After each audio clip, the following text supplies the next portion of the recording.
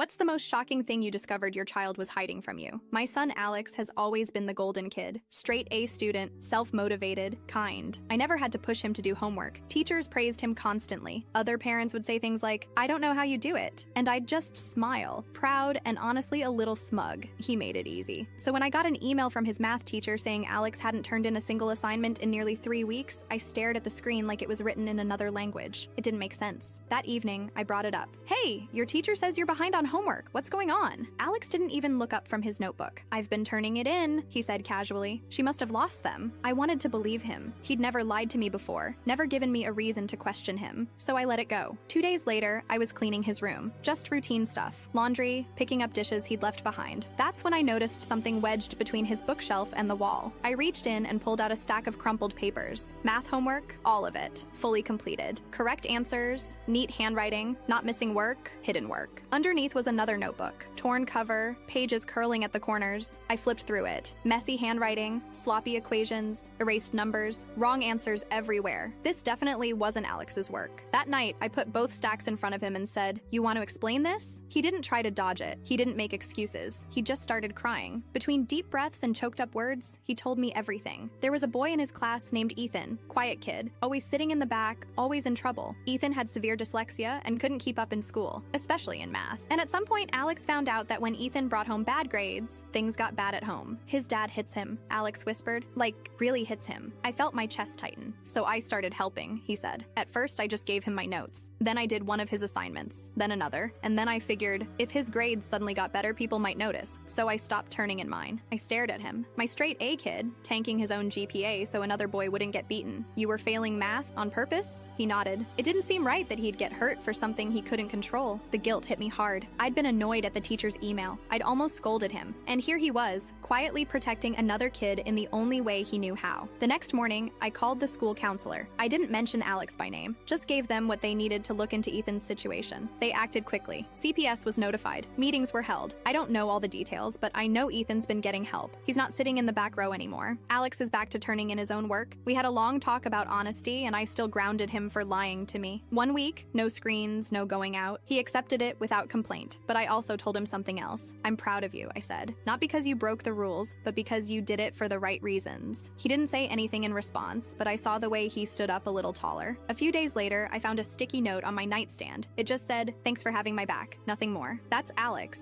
in a nutshell. Quiet, thoughtful, and full of more compassion than most adults I know.